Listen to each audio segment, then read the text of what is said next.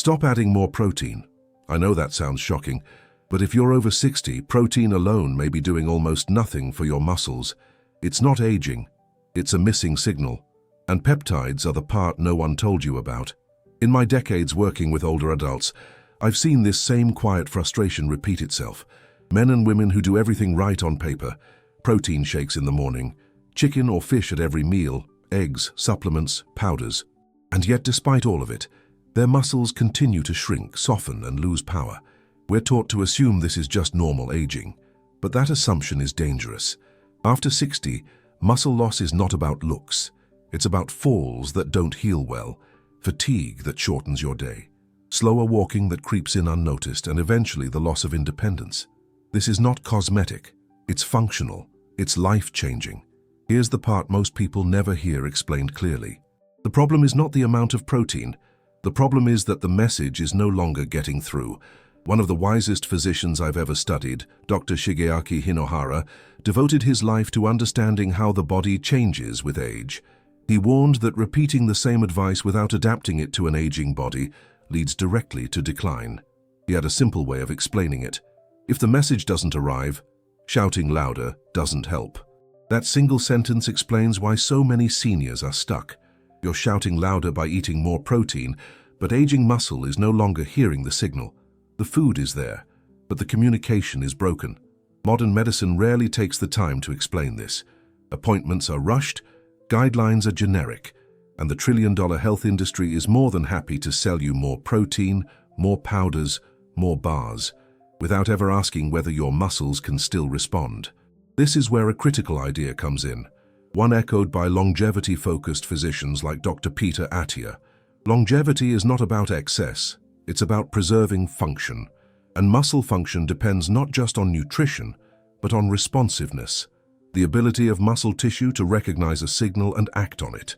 Protein is necessary, but after 60, it is often not sufficient.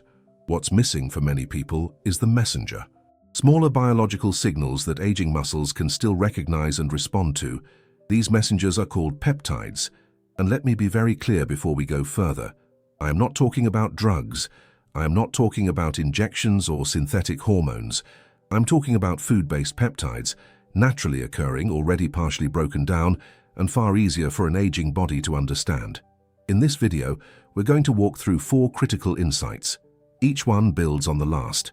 And we'll finish with something most people never hear: how to use peptides safely, practically and effectively from food, not pharmaceuticals. Before we continue, tell me in the comments where you're watching from. I read every single one, and it helps me understand who needs this message the most. Now let's talk about the first silent problem almost no one explains after 60, protein resistance, and why simply eating more may be doing far less than you think. There is a powerful assumption quietly shaping how people approach muscle health later in life. The idea is simple, logical, and unfortunately incomplete. If muscle is shrinking, adding more protein should fix it. On the surface, that sounds reasonable. Protein builds muscle. More protein should mean more strength.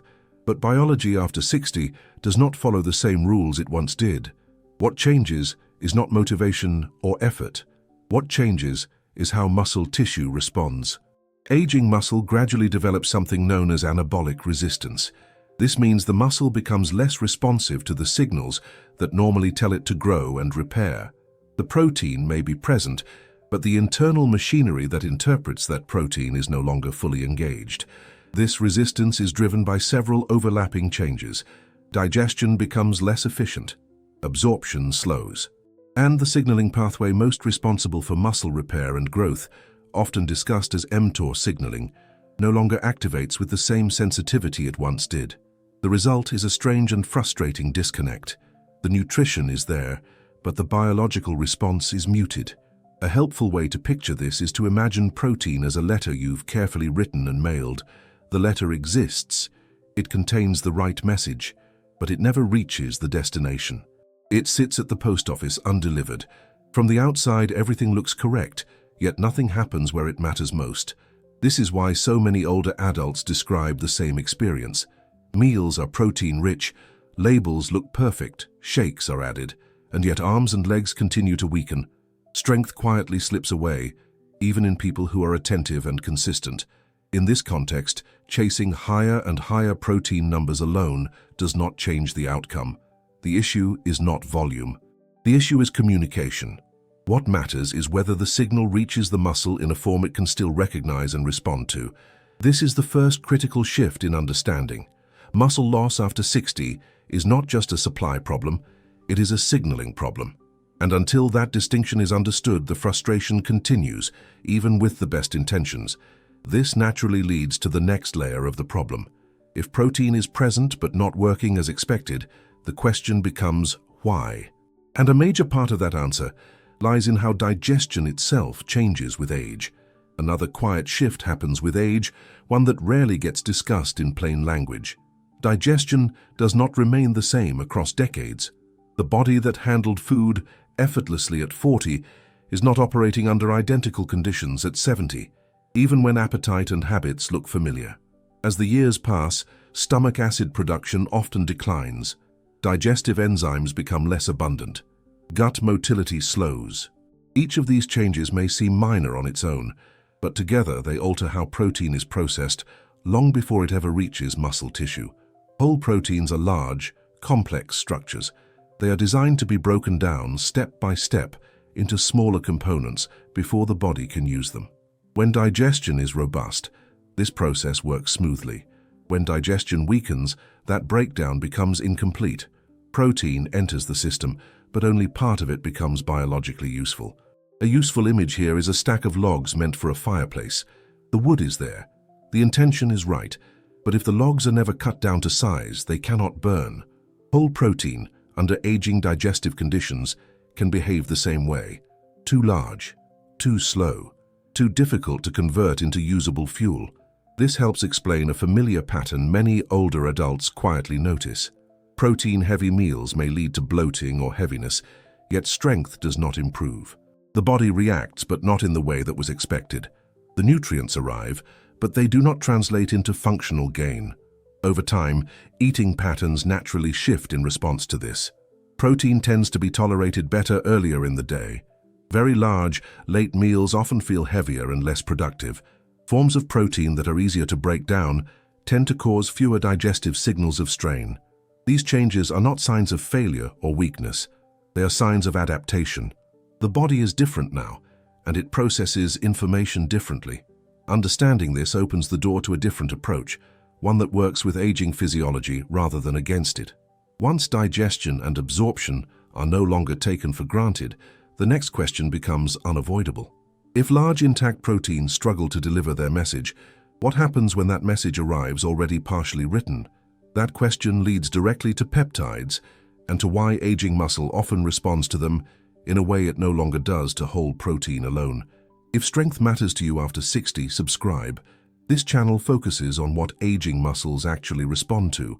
The word peptides often creates confusion, especially later in life. Many people associate it with laboratories, injections, or aggressive medical interventions. That misunderstanding alone causes this topic to be dismissed before it's understood. In reality, peptides are not foreign to the body. They are not artificial intruders.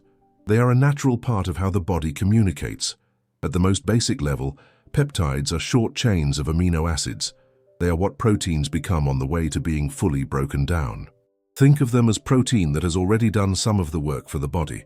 Instead of arriving as a large, complex structure that needs extensive processing, peptides arrive partially prepared.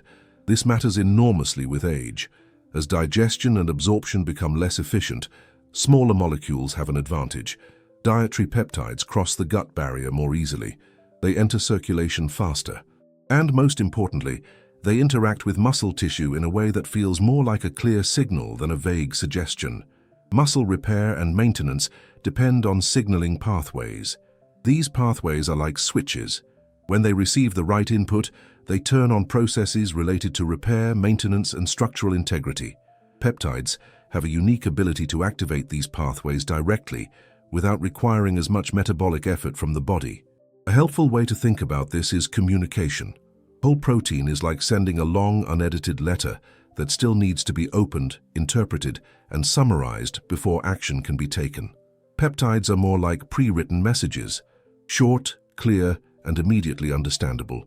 Aging muscle doesn't have to work as hard to figure out what to do. This difference often shows up before any visible change in muscle size. People notice stability first. Strength stops declining. Movements feel more reliable. The body seems less resistant to maintaining what it already has. That response alone can be meaningful, especially after years of gradual loss. Another important distinction is where these peptides come from. The focus here is not on synthetic compounds or hormonal manipulation. The peptides being discussed are derived from food. They are part of normal nutrition, simply delivered in a form that aligns better with aging physiology. When muscle tissue receives a signal, it can still recognize it responds. Not aggressively, not dramatically, but consistently. And consistency after 60 often matters more than intensity. This brings us to the final and most counterintuitive part of the discussion. Even when peptides are used, the way they are approached determines whether they help or quietly miss the mark. Understanding how aging muscle prefers to be signaled changes everything about how results are achieved. There is a natural tendency, especially in health and nutrition, to assume that if something helps, more of it must help more. That logic works when the body is young and resilient. It becomes far less reliable as the body ages. Muscle tissue after 60 does not respond well to force. It responds to familiarity. Aging muscle is no longer built through dramatic surges. It is maintained and slowly rebuilt through repeated, recognizable signals. The biology favors consistency over intensity. What matters most is not how strong the signal is on a single day, but how often the muscle receives a message it can still interpret. This is where peptides fit in so precisely. They are not meant to overwhelm the system. They are meant to remind it. Small, repeated signals tell muscle tissue that it is still needed, still used, still relevant. That reminder is often enough to slow loss, stabilize strength, and support gradual repair. A useful way to think about muscle rebuilding later in life is memory. Muscle does not need to be forced into action. It needs to be reminded of its role. When signals arrive gently but consistently, muscle tissue tends to cooperate rather than resist. This is why small daily inputs often outperform occasional heavy efforts. The body adapts to what it encounters regularly. When signaling is predictable and manageable, aging muscle stays engaged. When signals are erratic or overwhelming, the system tends to shut down rather than respond. Food-based collagen peptides fit this pattern well. In modest daily amounts, they provide short amino acid chains that the body recognizes easily. They support not only muscle signaling, but also the connective tissue that allows muscle to function smoothly and safely. When these signals are paired with light, natural movement, the message becomes clearer. Muscle receives both a chemical reminder and a physical context. Not strain, not exhaustion, just relevance. Over time, that combination tends to outperform far more aggressive strategies. Importantly, this approach does not replace adequate protein. Protein still provides the raw materials. Peptides simply help the body understand what to do with those materials. One feeds, the other communicates. Together, they create a system that aligns with how aging muscle actually behaves. This is not a strategy built on extremes. It is built on respect for biology as it changes. When the message is delivered in a way the body can still hear, strength does not need to be forced. It has space to return on its own terms. That understanding brings the entire picture together, and it leads naturally to the final clarity that replaces confusion with confidence and effort with alignment. What this understanding ultimately restores is perspective. Muscle loss after 60 has been framed for decades as a moral failure or an unavoidable fate. Either you are not doing enough, or your body is simply past its prime. Both explanations are incomplete, and both quietly strip people of confidence. Biology is rarely that simple, and aging is rarely that unforgiving when it is properly understood. Much of the frustration older adults feel comes from applying younger body logic to an older body system.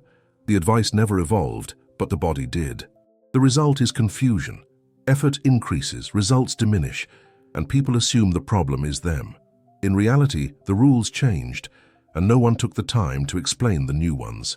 Physicians who spent their lives observing aging closely understood this long before it became fashionable. Dr. Shigeaki Hinohara spoke repeatedly about the danger of repeating outdated guidance simply because it once worked. The body, he argued, does not respond to force as it ages. It responds to understanding. Strength returns not when the body is pushed harder, but when it recognizes what is being asked of it. This is why muscle signaling matters so deeply after 60. Muscle tissue does not disappear overnight. It fades when it stops receiving clear, usable instructions. Protein still arrives, but the message attached to it is blurred. Digestion slows, absorption weakens, and signaling pathways lose sensitivity. None of this happens suddenly, which is why it is so often overlooked. But the cumulative effect is powerful. When signaling improves, something subtle but important changes. The body stops resisting maintenance. Movements feel less fragile. Balance becomes more reliable. Standing, walking, and stabilizing no longer feel like negotiations. These are not dramatic transformations, but they are the foundation of independence. They are the difference between confidence and caution, between participation and withdrawal. This perspective aligns closely with how modern longevity medicine now views aging. Dr. Peter Attia has emphasized that lifespan without function is not success. Muscle is not preserved for aesthetics. It is preserved because it protects mobility, metabolism, and resilience. It is a survival tissue, not a vanity tissue. From that viewpoint, extremes lose their appeal. Aggressive strategies, massive inputs, and constant escalation often create more stress than adaptation in an aging system. Responsiveness becomes the metric that matters. Can the tissue still hear the signal? Can it still respond appropriately? When the answer is yes, maintenance becomes possible again. Peptides fit into this picture not as a miracle but as a translation tool. They do not replace nutrition. They do not override biology. They simply arrive in a form that aging systems can still interpret. Smaller, clearer signals require less effort to decode. That matters when digestive capacity and cellular sensitivity have changed. This approach also restores dignity to the process of aging. It does not frame the body as broken or failing. It recognizes that the body is adaptive, conservative, and protective. When signals are overwhelming, it resists. When signals are clear and familiar, it cooperates.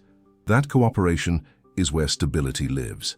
The deeper message here is not about protein or peptides alone. It is about alignment. When strategy matches biology, effort begins to pay off again. When it does not, frustration grows no matter how disciplined someone is.